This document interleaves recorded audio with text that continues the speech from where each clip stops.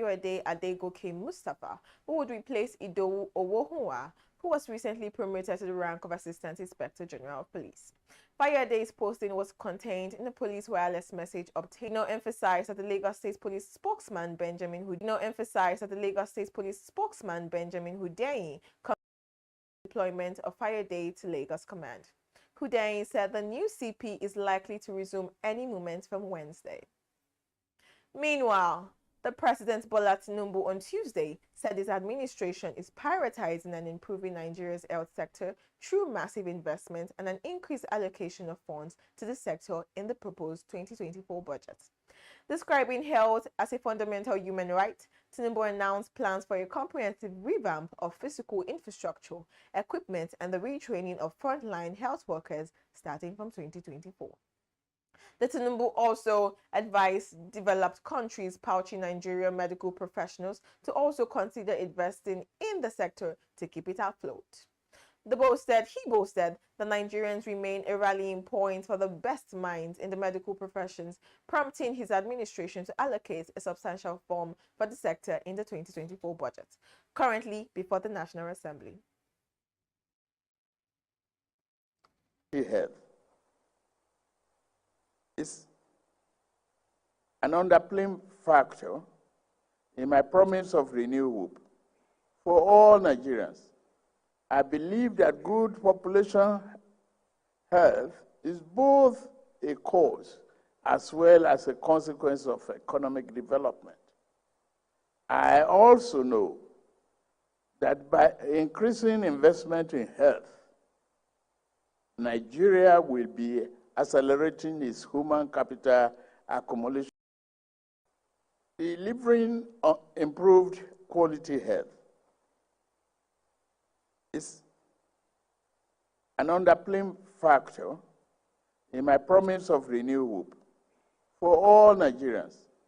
I believe that good population health is both a cause as well as a consequence of economic development.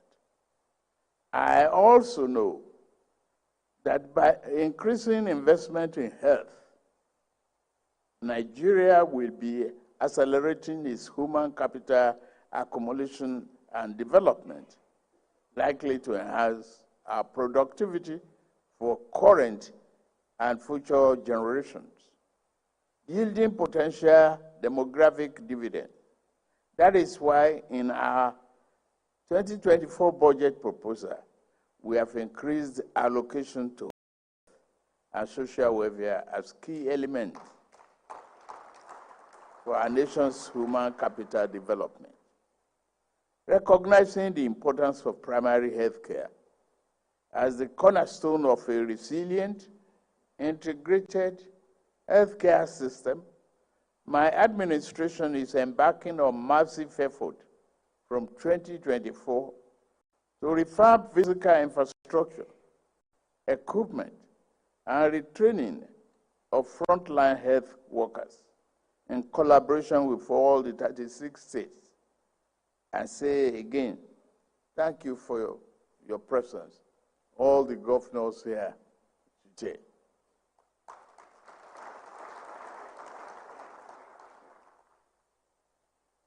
It's not a political affiliation matter. It's a commitment to the welfare of our people.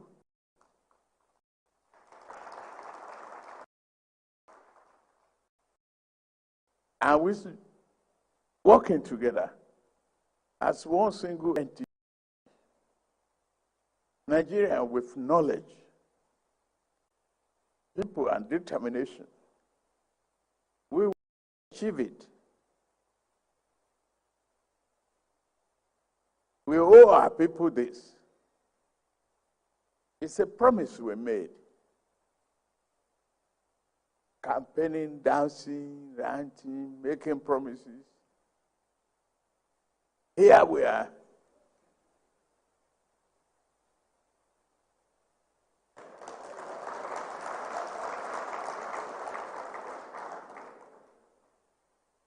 They give us the mandate. We pledged that we will serve them Now we must deliver.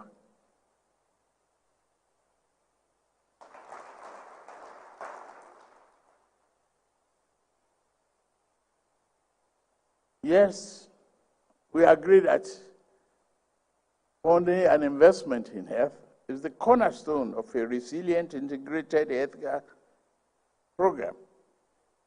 My administration will continue to work with all of you in equipping, training of frontline healthcare workers.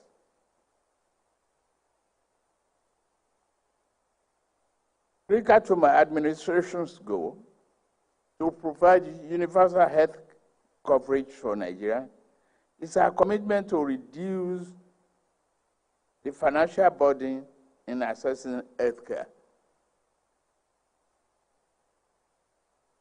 We must help our people.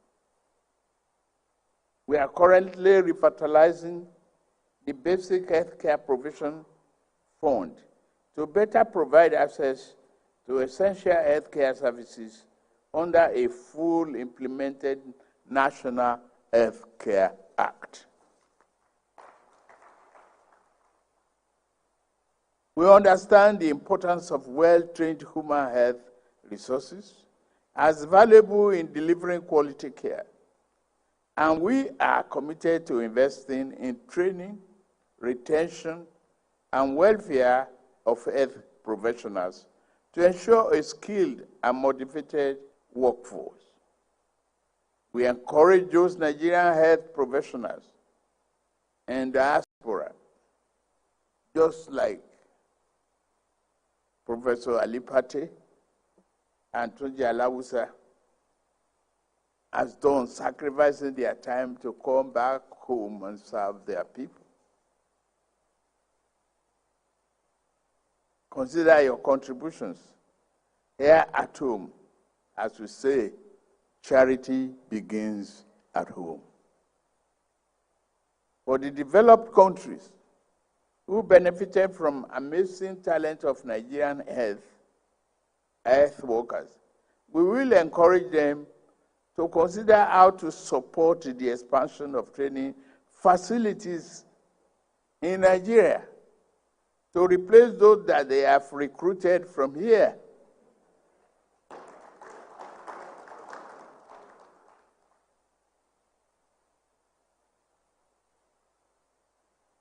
You should also look at short and long-term opportunity that we offer. Yes, we have vibrant, well-educated society.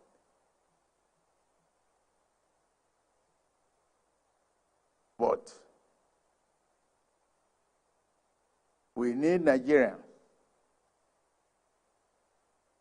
to rise. Those batch us on one side with climate change and drop the earth system to decay. We will rise.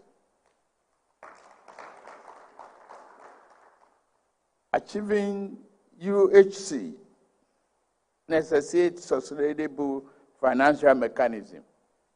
We are committed to exploring innovative financing models, strengthening human healthcare assurance under a recognized, re-energized National Health Insurance Authority. We will do it. And ensuring prudent, transparent, accountable allocation of resources to sustain the program. In this regard, I approved and directed Ministry of Health and Social Welfare to implement a sector-wide approach in all programs to reduce fragmentation and bring coherence, alignment, and improve accountability among government agencies. We must do it.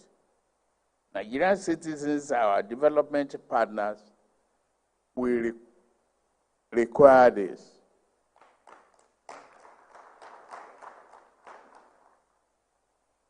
In order to executive decisions, in addition to executive decisions, I have made a support the goal of to save lives and reduce physical and financial pains and produce health that is equitable for all Nigerians. The strategic step we are taking will strengthen the governance of Nigeria's health sector, boost efficiency, reduce leakages, and support the effective implementation of National Health Act. This will improve primary health care delivery, boost immunization, maternal and child health, and promote nutrition.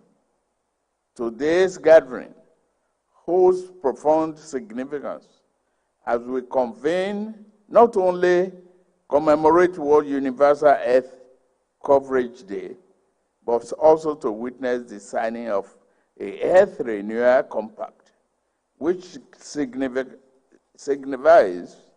a major commitment of federal government, all state government, and our partners to drive a successful UHC. We've heard from the Director General of World Health Organization his commitment and his encouragement and representation here. So you all distinguished guests, you are a testimony to global solidarity and our shared commitment towards advancing universal health coverage. Let me assure you that all Nigeria is fully committed to ensuring progressive attainment of universal access to quality health care for all. It is in our hand. It is our commitment. And I'm glad the subnational are here in full force. National Assembly is fully represented. Any amendment that is necessary, we are committed to doing it.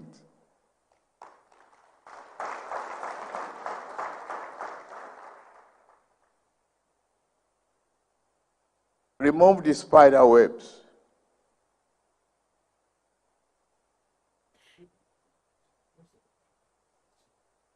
I'm glad NAFDAC too is here. I must say I watch your programs. Doing a good job. Thank you. Delivering improved quality health is an underplaying factor in my promise of renewed hope for all Nigerians.